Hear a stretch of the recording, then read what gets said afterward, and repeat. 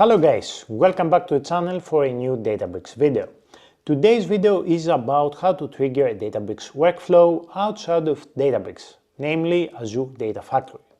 Now, whether you are using Python code, Azure Data Factory, Azure Logic Apps or the public internet, it's the same way. We have to use the REST API provided by Databricks and make a post request.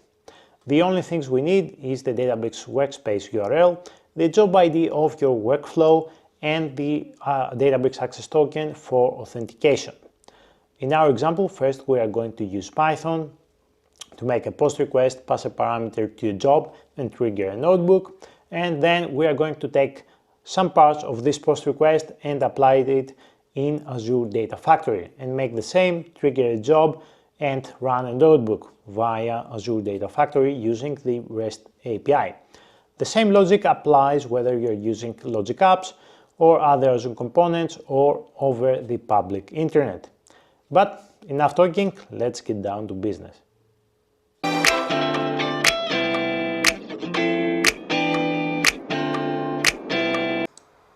Okay guys, here in our Databricks workspace I have two notebooks. The first one is the notebook that we are going to use in order to point our Databricks workflow. So the Databricks workflow we are going to create, it's going to point to this notebook here, and here we receive one parameter from the widget that we will pass from the Databricks workflow.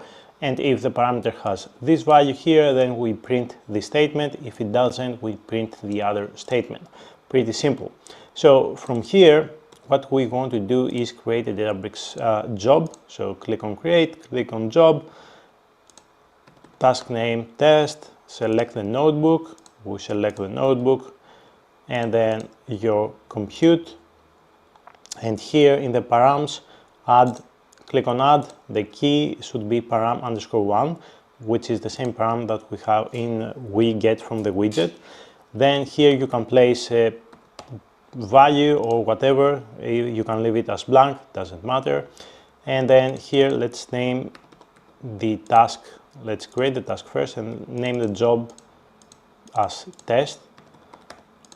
And here, as you can see, the job in the job details on the right side of the panel, you see job ID, right? So we need this job ID in order to trigger this job.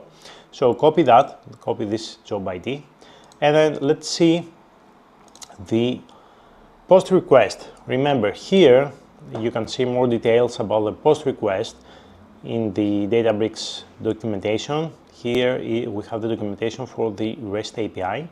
And here, this is how you trigger a new job run. It's a post request /API 2.2/jobs run now. And here you have the request body. We need a token, we need a job ID, job parameters if we have, and there are plenty of other options. And here it has a sample request and a sample response. So you can see in the REST API it has many options. Get a single job, list jobs, cancel a run. There are plenty of things that you can do via the REST API. Now back to our notebook. Here we need to provide the job ID. Here, let me replace that with the ID I copied from the job. Then we need Databricks instance, which is this one up here.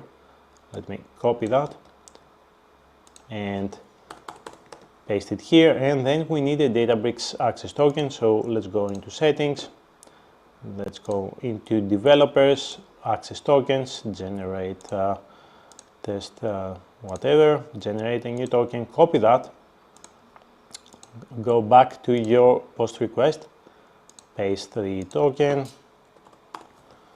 and here we construct the API URL, and then in the headers we need to pass the Databricks token as a bearer in the authorization in order to be able to trigger this job. And then in the payload we need the job ID that we from the job that we created, and then we pass one notebook param, and this is the parameter that we pass, and we perform a post request. If it's successful, then we print the run ID. If it doesn't, we print it failed to trigger workflow.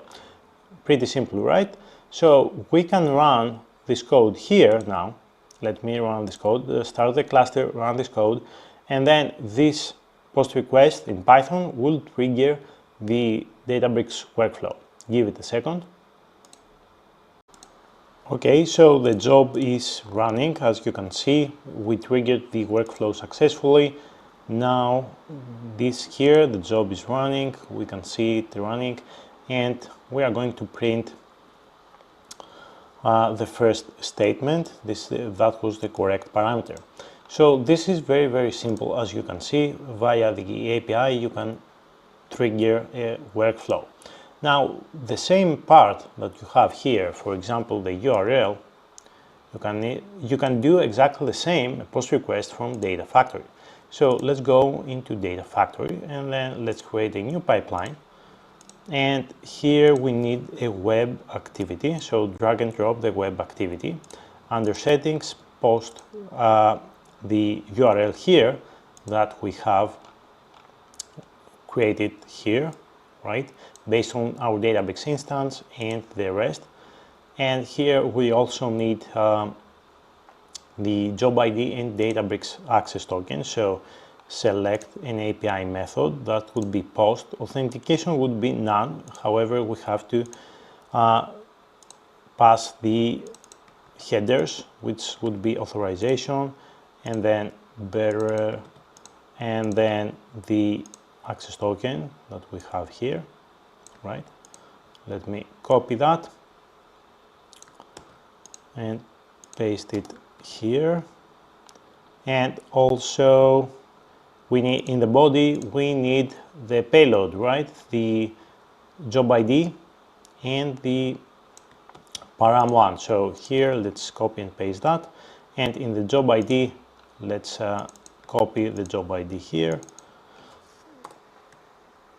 We need quotes, the job ID here, and then we can click on debug and it should run successfully. So right now, this is in progress. If the post request is successful, as you can see, it succeeded. Now we have method post request, all these things, which is the same as using Python, right? And then it should trigger the workflow. Now the workflow run again twice, right? And this is from Data Factory. Now you can do the same whether it's Data Factory or Azure Logic Apps or over the public internet using the REST API. Everything is based on the REST API, which is very, very convenient. Now in Databricks, you would see they have as you can see here, they have the job preview for Databricks, and you can specify the link service and the workspace, job parameters, doing exactly the same thing instead of using a web activity, but this is still in preview. And but it's exactly the same thing. In the web activity, you don't even have to create a Databricks link service. You can do that, although you can use the preview if you want.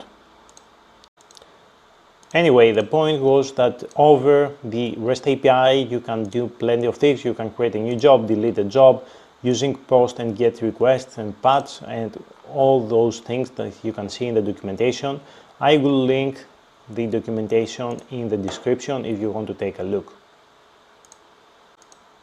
This is it for today, guys. I hope you enjoyed the video and you learned something new. If you like the video, please click the like button, subscribe to the channel, leave a comment, and I will see you in the next one. Thank you.